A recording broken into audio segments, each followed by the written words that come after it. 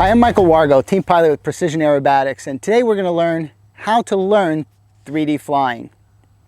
We're going to teach you a few things that are different from the other how to 3D videos I've done.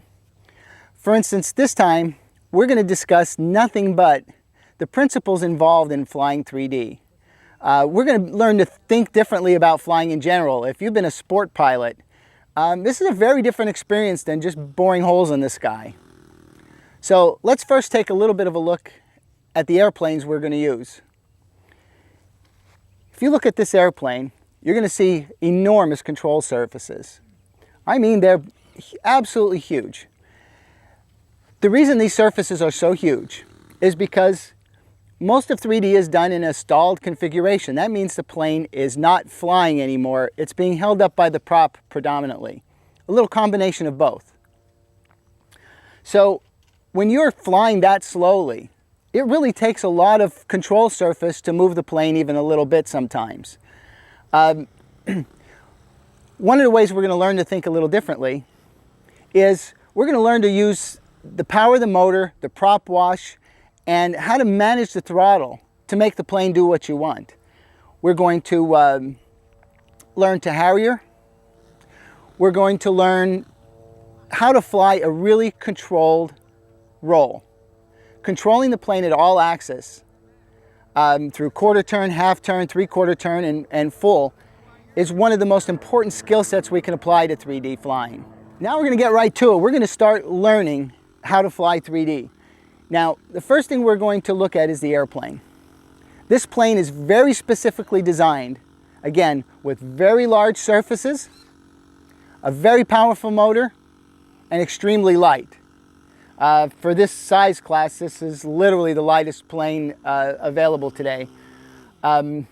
This is a Precision Aerobatics Addiction XL. It's filled with carbon fiber fusion, and it is incredibly well designed and suited to fly light with very good wing loading.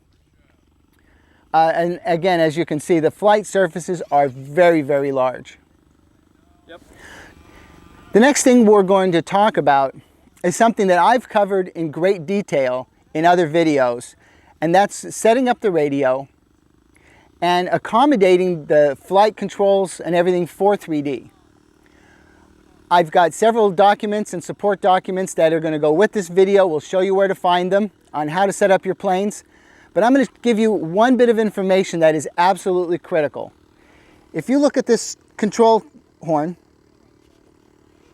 and servo arm, you're going to see that full deflection allows this to deflect fully. This is a really important part of setting up your aircraft. What is so critical is that when you go to set up your endpoint adjustments or your travel adjusts, you adjust the travel to deflect the flight surface as far as its physical limits go. Not one click more, and possibly a couple of clicks less. And what that's going to do is it's going to give you the proper resolution on your servos, and it also gives you the maximum amount of throw. The ideal numbers are going to be between 130 and 150% for your endpoints or your travel adjusts. A rule of thumb is if you get it deflected at fully at under 100%, you're not using enough of the servo's travel, and that way you're losing a lot of torque and resolution. Conversely, if you have too short of a servo arm, it won't deflect it all the way. You'll only get this much. And so if you're at 150% and you're only getting 35 degrees of throw, for example, then you need to lengthen the servo arm to make sure you can maximize the amount of throw in your model. Again, there's a lot of very detailed information in other videos and in the support documents that we're going to refer to in this video. Everything is very well explained. There's one other aspect of setting up your radio for 3D flight, and that is have proper use of expo. Normal airplanes, warbirds and things that a lot of people are used to for sport flying, really only use about this much deflection at 100%. And it's not very much, and the plane loops and rolls and does everything it's supposed to. With the 3D plane, you have that much. If you're not using exponential in your model, there's going to be so much movement with very, very little stick input that your flying will look very erratic and choppy. As soon as you add some expo, what's going to happen is it's going to make the first parts of this travel very, very soft on your stick. It'll be very normal. And if we're at maybe 65 or 70% expo, what'll happen is as you pull the stick down a little further, once you reach here, the last couple of, last maybe quarter of an inch or half an inch will deflect it completely all the way. So what that expo does is it basically makes it very smooth in the center, and as soon as you get to the end points, you'll be able to access maximum travel. All right, we're going to look at something right now that a lot of sport pilots don't use a lot. That is the rudder. In 3D flying, because the plane is stalled, we're not making banking turns. We're moving the plane around with the rudder. And that's one really big use of the rudder that normally pilots just aren't used to. All right, we're going to try and get started flying and demonstrating pretty quickly here. This is my good friend Hans Kahlert. He's another PA team pilot, and I'm sure you've seen him on some of PA's other videos. We're going to have him help me here in kind of demonstrating what we're trying to show you. Let's bring it back over here. The first maneuver we're going to teach is a Harrier. And the reason why we're going to show you how to Harrier first is because I personally believe it is absolutely the most rudimentary skill that you can have when you're trying to fly 3D. I'm going to be flying it and Harriering in just a second, but what I want to show you is basically what the plane is doing and what we're trying to do while we're Harriering. So let's level the plane off. And if you watch the elevator, I'm going to pull up on the elevator, and if you can see how much control surface is being deflected, we're going to combine that with a little bit of throttle. And what's going to keep the plane in the air at that Harrier, nice Harrier angle of attack is going to be a perfect combination of power and elevator. So in a normal Harrier configuration, there's about how much elevator you're going to have to keep that angle of attack. And the power, of course, will depend on your wind direction and whether you're flying into it or away from it or things like that. But you're going to see it's going to be changing all the time. We're going to be constantly adjusting. The more I pull, the more the plane's going to tip up.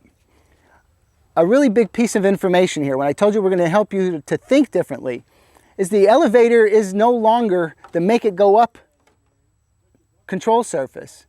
The elevator is simply going to control this. It's going to control the angle of attack. So obviously if you're flying fast enough, it'll make the plane go up. But in a stalled configuration, this is what's going to make you hold the nose higher, or if you really slam it, it will tip you up into a hover. And as you release it, you'll go down. And this is, again, it's a different way of thinking about flying, because the elevator now is going to be it's a pitch control as it always was, but it's literally going to be doing it almost in one place.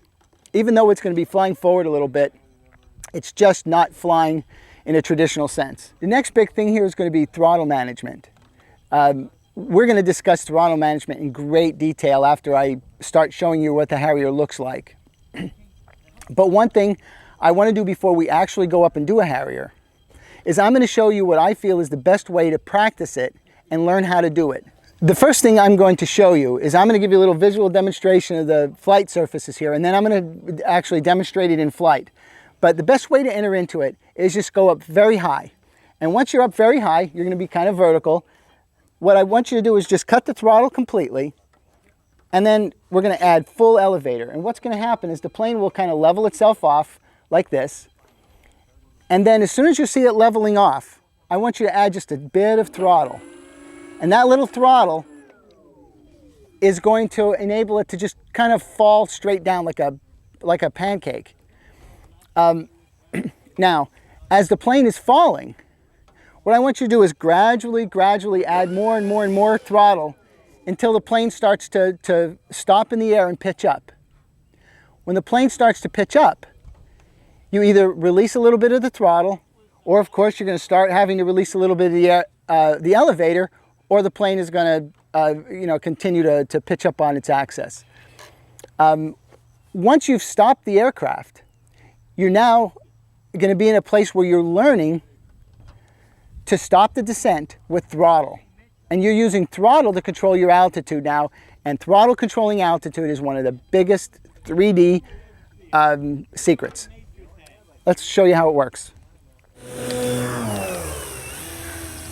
Okay, what we're going to try and do here is we're going to show you how to enter into a Harrier. We're going to go up high because we want to be able to use that altitude for practice. So we're just going to let it flop around. I'm adding 100% elevator. And right now the plane is just free falling with full elevator. I'm steering it around a little bit with the rudder. Now I'm going to start adding some throttle. And as I'm adding more and more, the plane is stopping. Now as it's stopping, you can see it's rotating. So I release the elevator a little bit. And now I am doing a Harrier. Now I'm going to fly it in close, and we're going to try and zoom in on it to see exactly what's going on with the surfaces. Now, can you hear the throttle? And you see the flight surfaces? I don't have much elevator, and I'm controlling its altitude exclusively with the throttle right now. Now, you can flex the throttle a lot. If you can hear what I'm doing here. And it's working just fine. Or I can do my best to just lock that throttle in. See, right now I've got a perfect combination of the two. And I'm barely moving the flight surfaces. Turning a little bit with the rudder. Let's try this one more time. We're going to go up high. We're going to push the nose over, let it flatten out. And now I added full elevator. And it's just falling. You can see the propeller is not even turning. I'm going to turn around. I have to add a little power to turn. Rudder only turn. And this maneuver is just the basics behind almost all of 3D. Whether you're doing rolling Harriers or inverted Harriers or anything like that, it all happens from this ability to fly stalled. If I cut the throttle, the plane will fall like a brick. But you can see, using the throttle, how easily we control the plane's altitude. I'm very comfortably holding it just a couple inches off the ground. And that's because I'm very familiar with how much throttle to add and when to stop adding throttle. And you can see I'm just turning with the rudder. Left. And we'll make a little right turn. All right.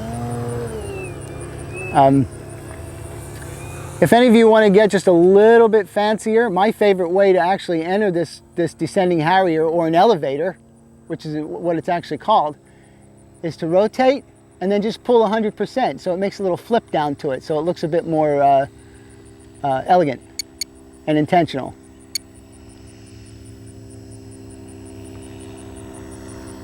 These planes look so good in an elevator because it just falls straight towards the ground, and as soon as you're ready, we're just going to add a little throttle and we're going to arrest the sink. All it takes is a little practice and a lot of confidence. For those of you who are getting a little better at 3D, I'm going to show you this little maneuver again, that little flip into the elevator a little bit lower, and see how nice and elegant it looks. See, that looks like a really nice 3D maneuver, and it was the same thing. I just started practicing it up a little higher.